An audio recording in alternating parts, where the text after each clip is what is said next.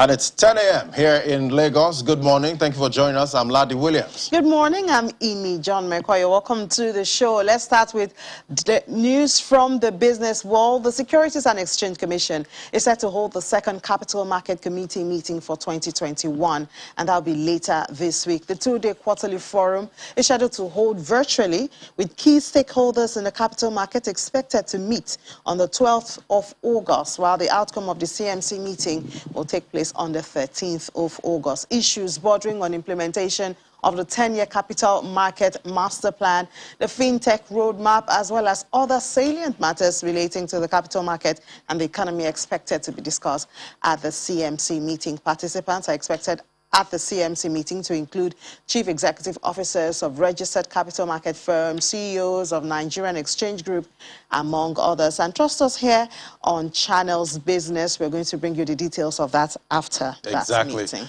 And the Nigerian National Petroleum Corporation says its trading surplus in April rose by 23.64% to 43.57 billion naira against the 35.24 billion naira recorded in March this year. According to the latest edition, its monthly financial and operations report, the NNPC attributed the rise in trading surplus to the activities of a corporation's upstream subsidiary, the Nigerian Petroleum Development Company, which include crude oil lifting from OML 119, 60, 61, 62, and 63, as well as increase in gas sales.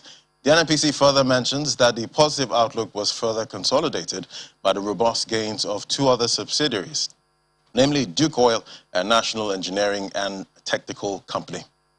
And Nigeria's trade potential with Europe and emerging economies for 24 months is estimated at over 21 million euros. And this is according to the Director of Products Development at the Nigeria Export Promotion Council, Mr. Williams Ezeagu, who explains that the feat is part of its plan to reposition the nation's economy through an improvement in non-oil exports. Let's listen to him. NEPC with CBI under the Export Competency Development Program organized by NEPC in collaboration with the Center with CBI is also has already, I think, almost completed it, and a lot of from the program we also got a lot of outputs there. The program enabled NEPC to lead 21 SME pilot companies in cocoa, cashew, and sesame products on a sales awareness mission to Netherlands. That actually was the combination of the program, because it was a almost 2 years program series of activities which led to the the awareness sales mission to Netherlands in I think 2019 or 2020. The good news is that it resulted in several export orders to Europe, and in fact a market value of 21,724 million euros, of export.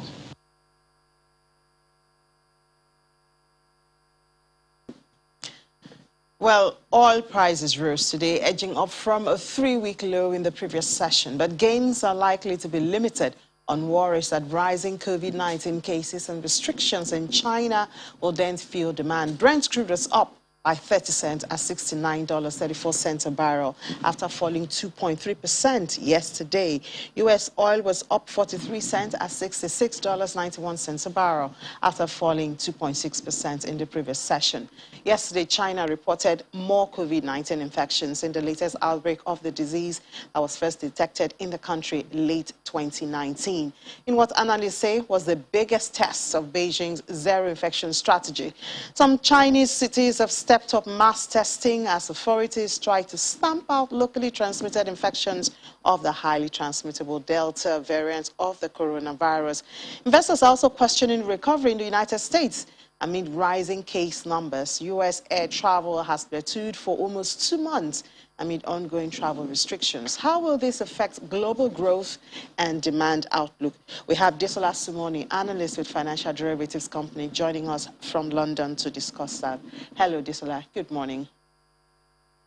Hi, Ine. Good morning, and thank you for having me on the show. Great. You're welcome. So concerns on, COVID-19 is here again, as in on another level. The Delta variant in China, the spike, and with the restrictions, it's affecting the price of oil. Should we see this as transitory? Should it affect the outlook for demand, and the growth that has been projected globally? Thank you for that question, Ini. Like you mentioned, we are seeing sharp increases in new coronavirus cases, particularly this Delta variant in China, and also some other key economies in Asia. We're seeing that in Vietnam, we're seeing that in Thailand and Malaysia.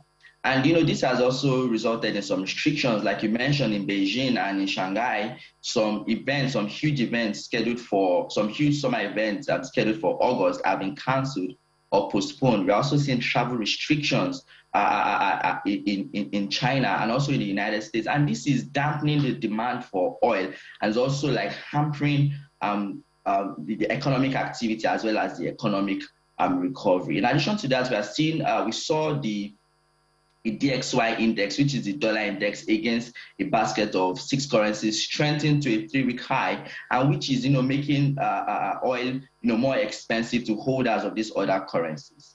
Now, is this transitory or permanent? I think it is transitory, and I think that COVID. I think the threat of COVID is going to linger with us for some time.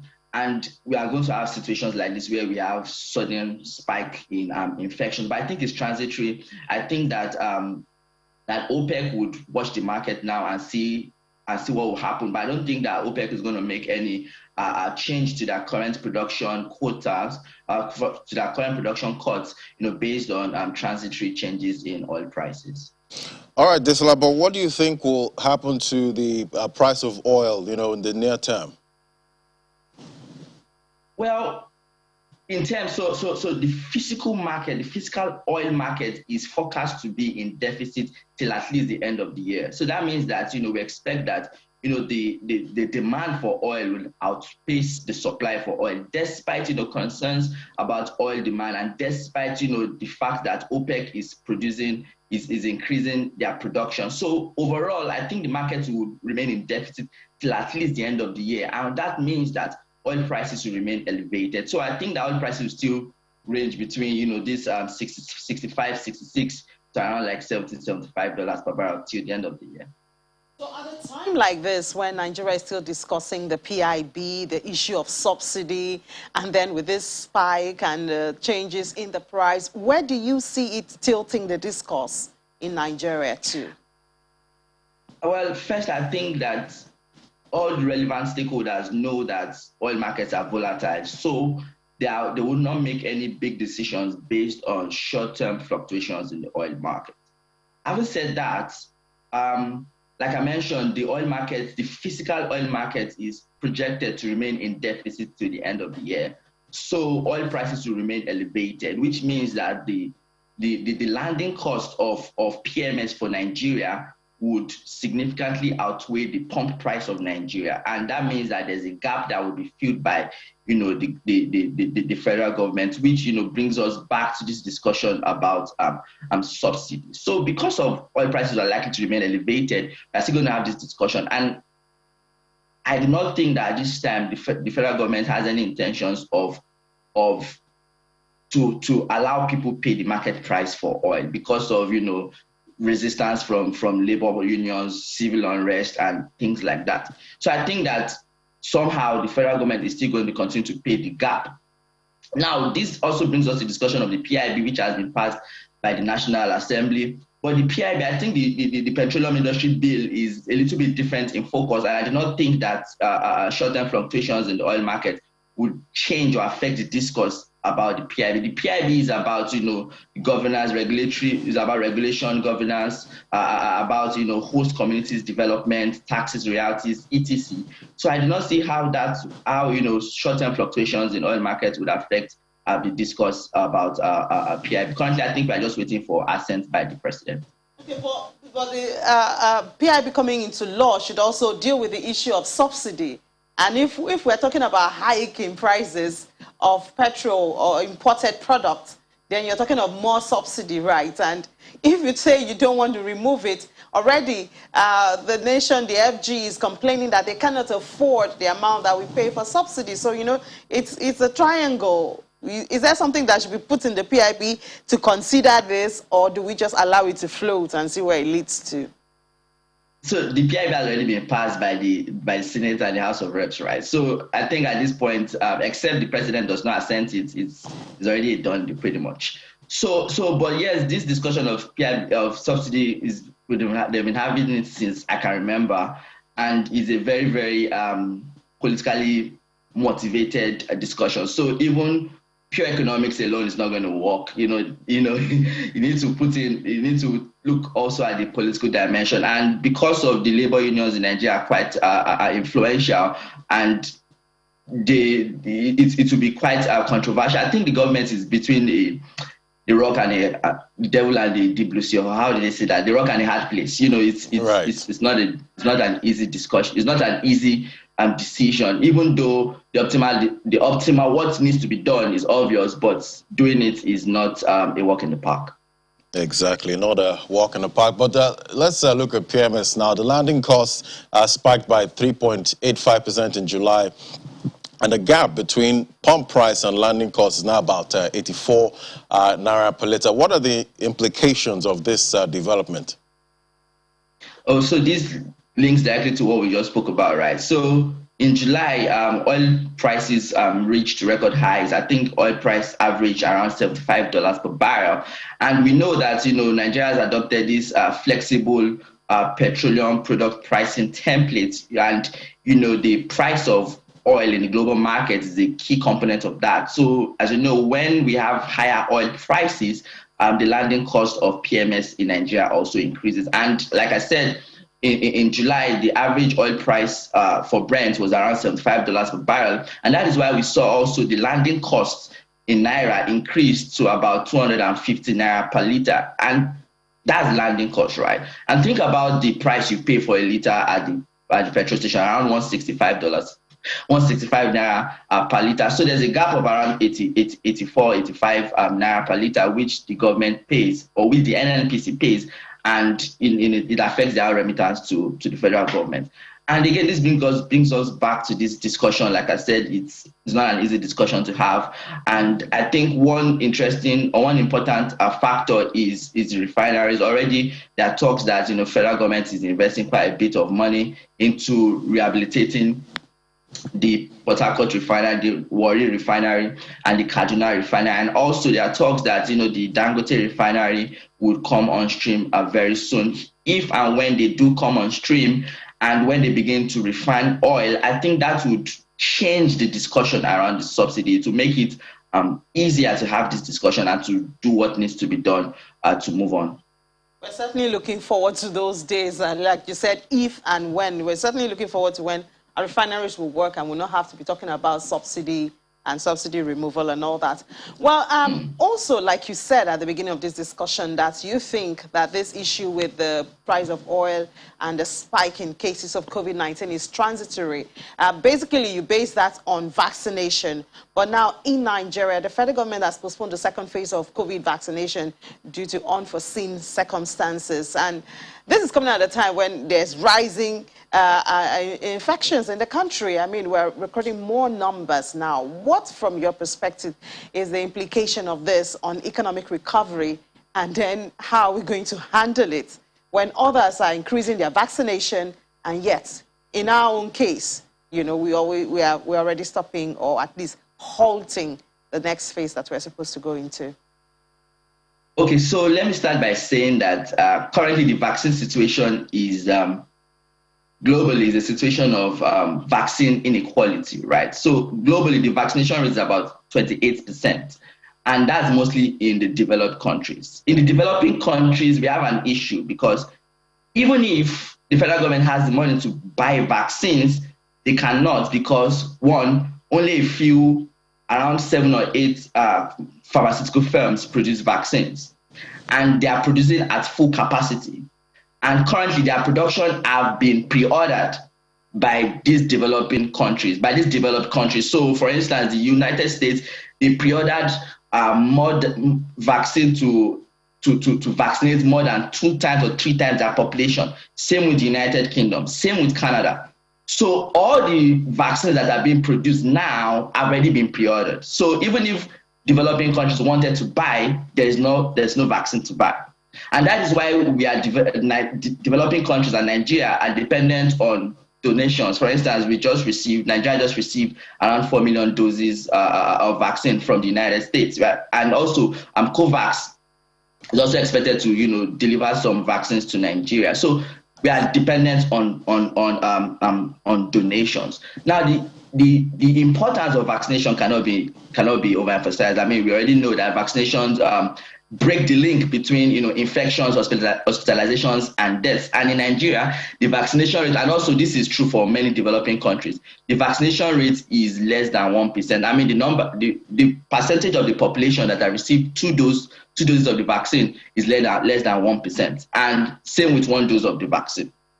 So, but it is the same for many other developing countries. And I don't know why the vaccination program was postponed, but I hope that the federal government can, get on track quite soon based on the donations and start to vaccinate the population, particularly because the testing capacity in Nigeria is quite limited. So a person could contract coronavirus, for instance, and because they are not able to test whether they have it or not, or because the testing is quite expensive. I remember paying 50,000 naira to get tested in Nigeria in December last year. Right. And so because they are not able to test, they go around spreading it, and that is not very good. And that is not good. In terms of lockdowns, I do not think that Nigeria would, or Lagos, for instance, would go on any lockdown anytime soon because we have such a huge informal sector. Lockdowns are not very, very effective, and also because of our social protection systems, our social insurance is quite it's not good enough. So I don't think we're going to have any lockdowns anytime soon. So I think at the end of the day, the federal government needs to resume the vaccination program as soon as possible to stem the tide of coronavirus. Right. All right, talk us through the developments in the global commodities market and your near-term outlook. Okay, so let's start with grains. So for wheat, I've seen the price of wheat increase marginally, and that's driven by concerns of production issues, supply concerns or production concerns in some key producing areas in Canada, and issues around low yield in Russia.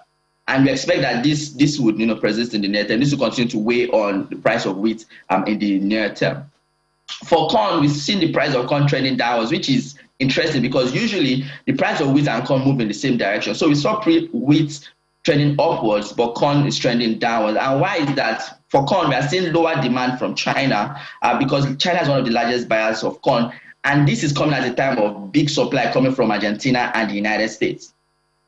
So for sugar, for the soft commodities, for sugar, we are seeing the price of sugar trend higher. And this is because as the global economy begins to open, as we are having more and more big sporting events, the demand for sugar is increasing. But we are seeing some supply issues coming from some key producing regions in Brazil. So we are seeing huge demand amid some supply constraints. And that is why we are seeing the price of sugar increase, trend higher. And I think that in the near term, at least, this trend is going to persist. And finally, for cocoa, we are seeing big supply coming out from the key producing regions. We are seeing big supply from Ghana, from Ivory Coast, from Cameroon. But we're also seeing some demand, some big demand. But I think that in the near term, the supply would cap the demand growth for cocoa. So I think that would keep that would weigh on the price of cocoa in the near term. All right, Desola, thank you so much. We'll leave it there now. Desola Simoni is an analyst at Financial Derivatives Company. Always great to talk to you. Thank you so much. Thank you for having me. All right, we'll take a moment now. Business Morning continues in a moment. Do stay with us.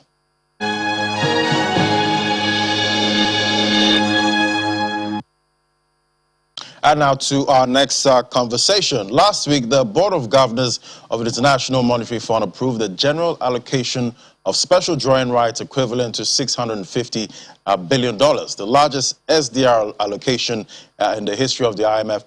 And this to buffer the impact of COVID-19 among member states. Allocations begin on the 23rd of this month. What are the expected impact on the market? We have Omotola Bimbola, our investment analyst at Chapel Hill Denham. Omotola, great to have you. Good morning. Pleasure. Good morning. Yeah, so Nigeria is set to get about $3.35 billion. And as at February, interest rate on SDR was about 0.05%. Any idea what it is now, and what are the other conditions attached to this SDR? Thanks once again for having me, and thank you for the important question. So to answer your question, there are two layers to it. The first thing to note is that the current general allocation of the SDR is entirely cost-free to member countries. So even though nationally, countries are meant to pay a 0.05% interest rate on the SDR, the IMF also pays an equivalent interest rate to member countries on the SDR asset. So at the end of the day, the interest payments nets off, and that's why we can describe this to be an entirely cost-free, funding for developing, countries to respond to the COVID-19 pandemic. So essentially, this is not a typical IMF program. So we normally have some other IMF programs, such as the rapid credit financing, and the other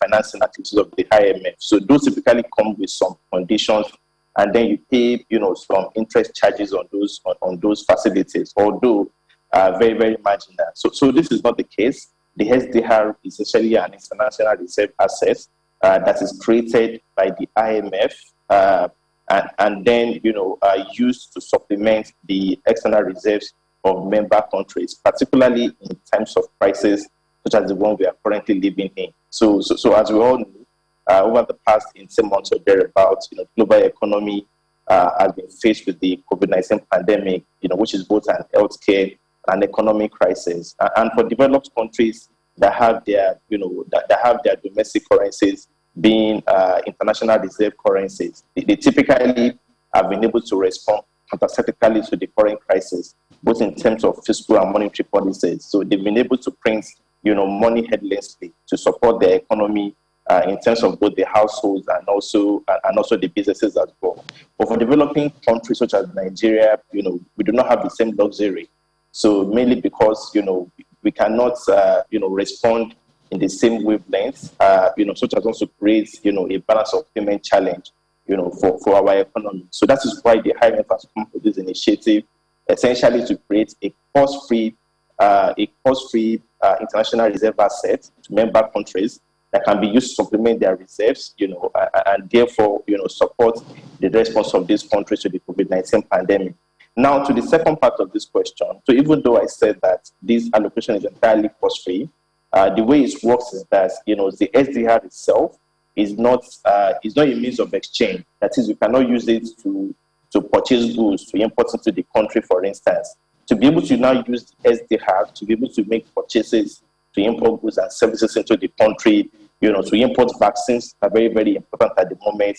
We then have to, exchange the SDR into an international, reserve currency, and that's going to come at a very minor interest rate of 0.05%. So, I mean, and if you look at, Nigeria's, current, debt structure, our external debts, we pay close to 5% interest rates, on these external debts. So the interest payment that comes with converting your SDR is very, very minor, compared to the interest rates, that applies to your external debts, or even our domestic debt, where we sometimes pay, up to 14% per annum, on those particular liabilities. So I think this is a very, very good initiative by the IMF, and it will go a long way in actually supporting developing countries such as Nigeria to respond appropriately to the COVID-19 pandemic.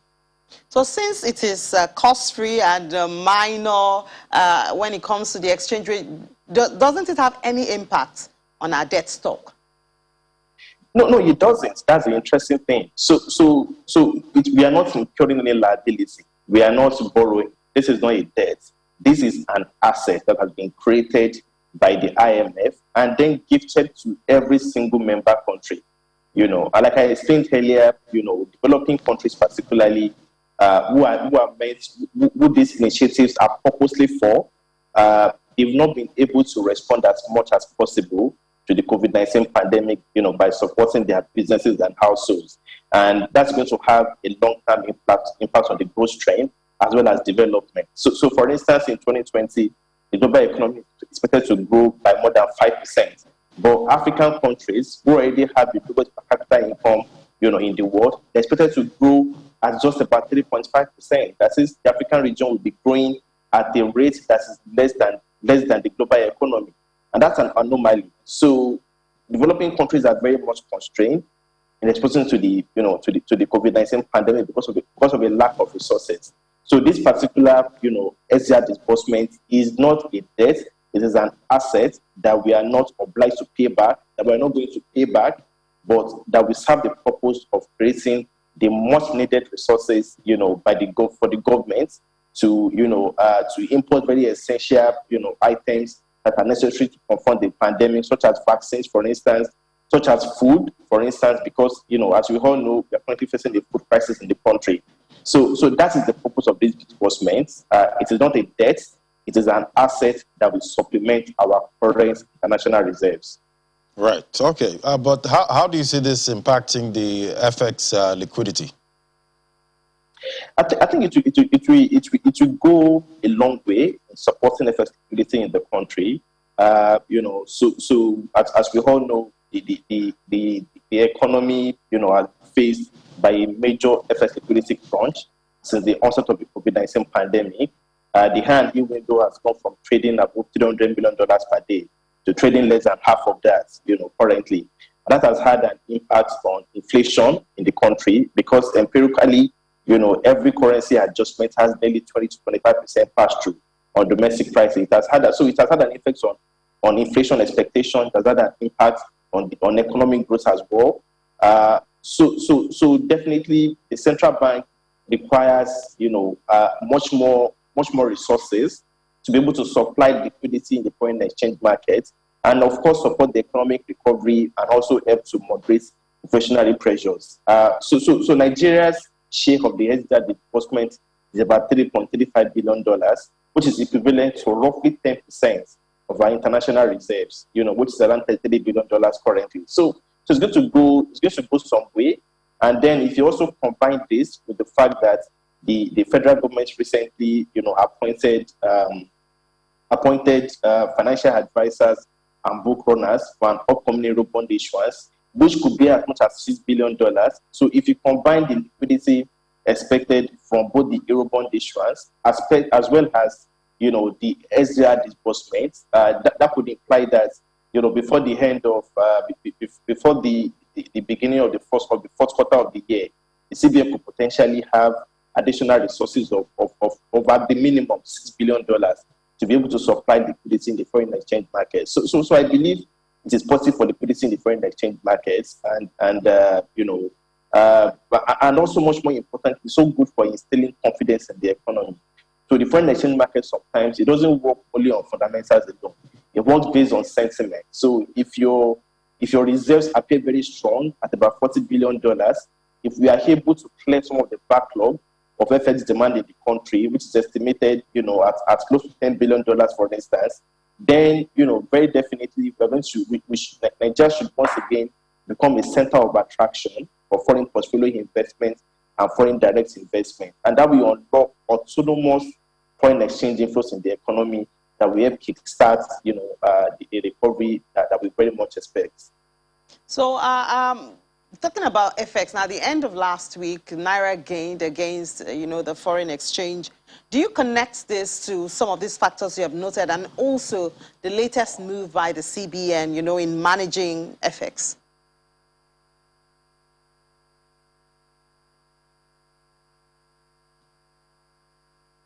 Hello, Motola, can you hear me? Oh, I guess we lost Motola there. Yeah, it froze there. Yeah, it will be interesting to know because, when the CBN made the move about stopping supply to the BDCs, it did not receive a lot of applause. Yeah. But some were actually in support of it, though. Yeah, but a lot of people were criticizing that. Mixed reactions. Yes, there was also a lot of criticism because this is not the first time the CBN has done this, and a lot of people have even said accessing foreign exchange through the banks has been troublesome. Not that easy. And a lot of people have to go to the Bureau de Change operators. So now if you're now taking them, well, not out of circulation, but when they don't have supply, they have to get that supply I anyway. wonder how else, what other means the BDCs are actually using to get dollars at this point. There are different means. I mean, like the CBN governor did note some embassies, NGOs, and international individuals and organizations. I think we have Omotola back now. So Omotola, hello Omotola. Hi. Okay, good to have you back. So we're trying to see, looking at the work or the decision of the CBN in the past week, where we saw them stopping supply of FX to the Bureau de Change operators, and then we saw at the end of trading last week that Naira gained, even though yesterday it depreciated. And want to see if you see this connected to the decision of the CBN. Indeed, I believe so. So initially, when the CBN first came out with the policy, first announced the policy to screen out BDCs from official FX intervention, there was a knee-jerk reaction in the parallel market. The Naira went as high as 525 Naira to the dollar, on the sell side. But now I believe that having distilled that news and having been able to properly analyze the impact of that decision on FX liquidity, in the market, we have seen market participants now being a lot more cautious when it comes to, speculating on the currency.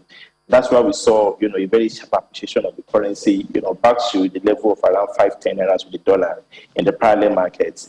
So our home view is that fundamentally, the Naira appears very, very cheap in the parallel market, although it looks very expensive in the high-and window. Fundamentally, if you value the currency based on the equilibrium really effective exchange rate, it does appear as if the fair value of the currency is somewhere around the middle, maybe between 5.6 to 5.7 Naira to the dollar. So definitely the exchange rate in the parallel market looks fairly cheap. But I think this is also a factor of the lack of liquidity in the official segment.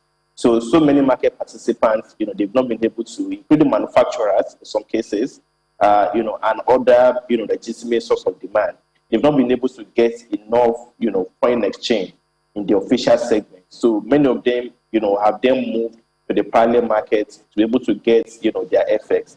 Now, with the expectation that, going forward, after the CBN receives, the SDR disbursement, which is scheduled for the 23rd of this month, and then following the Eurobond issuance by the federal government of Nigeria, the CBN should now be in a better position to actually supply, more liquidity into the foreign exchange market. So I believe that, over the short to medium term, you should probably see the Naira, continue to appreciate towards its fair value. All right, so we'll be counting down to the 23rd of August when that quota will come. Indeed. And then we'll look forward to the impact on the market. Thank you so much, Omotola Bimbola, investment analyst with Chapel Hill Denham, for sharing your thoughts with us this morning. And enjoy the rest of your day. And you too. Thank you. So we move over to the markets now. Trading in the domestic equities market opened the week with negative sentiment. We'll have the details from Will Ebong.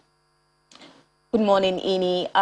Like you said, some analysts have expected overall sentiment to be largely bearish this week due to profit taking on stocks that gained last week. Well, the equities market opened yesterday's trading session on a negative note, down by 0.63%, mainly driven by sell-offs in Dangote Cement and flour mills, which was down by 3.26% and 2.3% each. Dangote to the market is like the wolf that when it huffs and puffs, blows down the piggy's house. The market cap lost 126 billion Naira off the value of listed equities at the close of yesterday's trading session. The total volume of trades, however, increased by 16.2% to 194.95 million units. However, value was down, slipped by almost 39% to a little over $1 billion Naira. All exchange in 3,831 deals. Performance across sectors was mixed that except for the oil and gas and consumer goods indexes, all other key sectoral indexes closed the trading, yesterday's trading in the red. Market sentiment was slightly positive as the market had 19 gainers against 18 losers. But to talk more about this, we have Richard Akimoladun, stockbroker at CSL Stockbrokers. Good morning, Richard. Good morning. Thanks for having me, Will. It's great to have you too. Richard, in the absence of any major positive trigger in the market, do you expect to see the market trade bearish this week? Are you bullish on the market from what we're seeing? Looking at the market, we've seen a couple of heavy results that has come into the market, and that has refused to put the market on a positive trajectory. Though we are still expecting heavy results from the banking sectors, most especially the Tier 1 banks, like of GT, Zenith, Access, and UBA. And don't forget that most of these Tier 1 banks, they come with interim dividends. So the market is looking forward to these results, and we believe that when this result comes into the market, that they are going to shape the market in a positive direction. Thank you so much for that input. But what do you think can trigger a positive change, a positive movement, to change the tempo, as it may seem? So if you look at what happened last year, you know that the market recorded a very impressive performance last year. And that was on the back of the fact that we saw a crash in yield in the fixed income side. And from what is playing out in the fixed income market now, we continue to see downward movement in yields in all the auctions that are being offered by CBN and the DMO. So if this downward movement in yield should continue in the fixed income, we might begin to see movement of funds. As you know that the fixed income and equity market are inversely related, that we might begin to see movement of funds from fixed income because we have a lot of liquidity in that side coming to the equity on the back of some of the decent results that were released half year. There's a lot of low valuation of most of the listed equity stocks. Okay, that's really great. That's great. Thank you so much, Richard, for that input. At the unlisted markets, at the unlisted OTC market, the NESD Securities Index and the market cap closed negative yesterday. It was down by 0.42%. However, there was a significant increase in the total value and in the total turnover. Volume of securities traded was 4.19 million units, while the value was at 85.93 million naira, and all traded in 22 deals. 4 securities were traded in yesterday's session, and Niger Delta Exploration and Production PLC and the NGX, that's the Nigerian Group Exchange, were the advances as they saw a rise each in their share price by 3.5% and 0.67% each. We'll move over to the fixed income market, where the bonds market sustained its bullish run. The average yield across the curve declined 13 basis points to close at 11.94%. Specifically, the most buying interest was seen in the short to medium end of the curve, as average yield shed 11 basis points and 22 basis points to close at 9.2% and 12.32% respectively. We have Ajibola Aero Phillips on the line, a fixed income dealer at FBN Quest Merchant Bank. Good morning, Ajibola. Good morning. Thanks for having me. Great. Ajibola, we are seeing a downtrend in yields, continuous downtrend. We've seen almost no activity in the CBN and the OMO space. And like I said, the yields in the fixed income space are on the downtrend. What's driving this? Thanks. The downward trend in yields primarily due to the perceived lower supply that's going to be coming from the yield of insurance, CBN and gain. But this, with the news last week that the federal government has of debt transaction advising for the Eurobond, and that's a huge size of $6.2 billion. The feeling in the market is basically less reliance on local debt instruments. Because of that, it's going to be shorter supply, and that's why we're seeing downward trade in yield. Everybody trying to grab, Okay, yes, we said we had mentioned that like you mentioned, the government is seeking an alternative, which is the Eurobond, and not looking domestically to sort for funds. What's the long term for local investors? Where would you think they would have, like, let's say, safe ground to invest or move their portfolios to? What do you think would happen to investors in that space? Sorry, I didn't get the last part of it.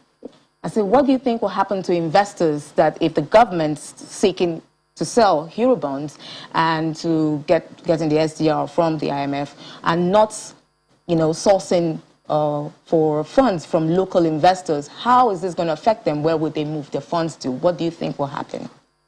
So long term, I mean, you continue to see it drop in the yields generally across most of the debt instruments. That should be a good opportunity for the private, the private corporates to come with funds that, things like a CP and things like that.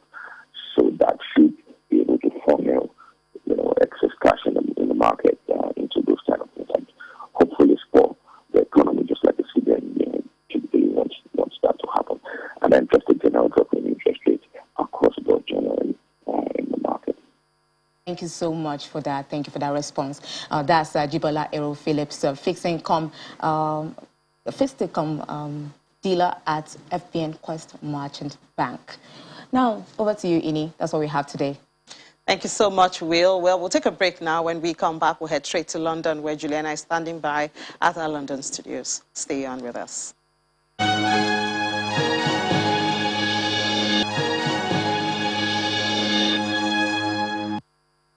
Welcome back. You're still watching Business Morning on Channels Television, heading to London now. And we have Juliana. Hello, Juliana. Good morning. Good morning, Ine. Yeah, so people are turning to used cars now. Is this another consequences of the shortage of chips? Oh, it absolutely is. And this is this data from the Society of Motor and Trading will come as much relief to the car dealership industry that's had, like many sectors, a pretty torrid 18 months. 2.17 million used cars were sold in the second quarter. This is the best second quarter that the used car industry has ever had. And you're right, a lot of these sales have come because people that have got a lot of money in their back pocket haven't been able to buy new cars, so they've gone to used cars. We've discussed the shortage of global chips extensively on this show, and according to the data that was released today, lots of manufacturers expect this shortage to last until next year. Not great for those who are making new cars, but really good for the car industry, showing that pent-up demand has really boosted these sales. And the economy may be opening up, but there are still store closures. Is it that Britons are now getting so used to online transactions? Yes, this is about the retail sales figure, which was released late yesterday evening. The British Retail Consortium has shown that in the month of July, sales rose to 6.71%, which is good, but it's a lot less than what we've seen in previous months. On the positive side, sport has really helped. Euro 2020, Tokyo 2020, the tennis has all had people going out again, shopping, buying lots of beer and food for the barbecue whilst they watch lots of sport over the past couple of months. But there's also been a pretty bad weather, so weather hasn't helped with the sales according to the data that I've seen. And also as well, people are starting to shift back online. When the economy started opening again, people did like to go into the store. They wanted to try on their clothes, they wanted to feel the bricks and mortar, but they're not doing that as much as they were at the beginning of Q2. So we are starting to see this downfall. And again, there are so many stores that have been closing over the past few months. Where we are in Oxford Circus, it's pretty busy. But in other places across the country, we are starting to see that town centres are really struggling. If there's nowhere to shop, of course, people are going to go online, aren't they? Yeah, well, talking about the new normal. Well, thank you so much, Juliana. We'll talk to you later at 1:30 during Business Incorporated. Thanks, Annie. So let's move over to the crypto market now. Well,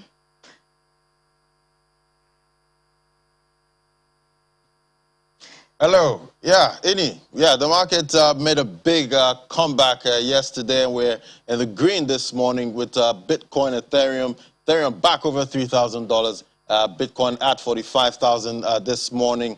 Look at the market cap there, $1.84 trillion. It's up about 5.02%, nearing the $2 trillion mark. Soon to come there. 24-hour volume, $109.52 billion traded, down, up about 9.97% this morning. Bitcoin dominance is still at 46.37%. Price Bitcoin, 45,391, about 4.71%. 24-hour volume traded in Bitcoin, $38.46 billion. We're seeing some more volume for Bitcoin in the mornings. This period was down to the 18 million region before, but we're now getting some more volume coming into the market, and there's actually more greed now in the market. Anyway, let's talk to Rume Ofi now, digital market analyst. Hello, Rume. Good morning, Larry. Good morning, Rume. Great to have you. Well, this crypto tax issue is the hottest topic right now, but it seems it's not easy, you know, getting the right tax for crypto. What are the issues here? Okay, I think it's the infrastructure bill by the Senate in the U.S. What is going on is that they're actually making a mistake that some of the senators are already correcting, that will affect the generality of the crypto industry, and as well more for those in the United States, saying that anyone that actually transfers digital assets are actually considered as brokers and should go do their daily report with IRS in a format of what they said in their own client 1099 form. You know, and with that, it is a very strict bill that will actually stifle innovation, because the U.S. has actually come out, some of these senators have not come out to say that the U.S. is not ahead when it comes to these digital innovations, right? So China is actually doing a lot, although China is actually about power, about being in charge. But the U.S. is saying innovations can strive, but this law is not going to work. So some senators, very popular names, like Senator Lumi and some senatorial weddings, because I'm following this critically, they're going to come to say that the names that they gave those that do transfer of these assets as brokers is not going to be effective, and as well as they should exempt those that are validating the network, and as well developers. For example, just having the law that is going on now, if not amended, will tax me even without doing anything with my crypto. Let's say I'm moving it from my mobile wallet to my offline wallet. Though it's very interesting, though, because I wish our senators could have all of these ideas. I hope they are following up. But the major thing to do here is put eye on the exchange platform, because that's the only way you can be able to tax. They have all of the data. The miner does not have data. The election police, they don't have data to be able to report, to do all of those things. Okay, but Rume, how do you see this bill, you know, impacting the crypto market, you know, going forward? You know, the previous time we spoke on, I actually said that the crypto market has a mind of its own.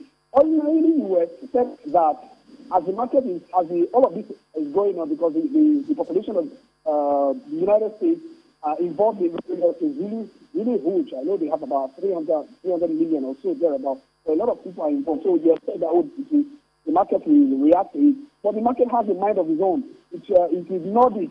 You know, even when gold fell at about 6%, Bitcoin in 24 hours, Bitcoin pumped 3% in 2 hours.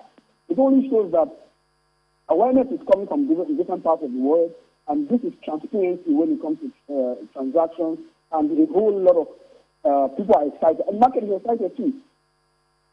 All right, Rume, thank you so much. We'll keep tracking that bill. Always great to talk to you, Rume. Thank you.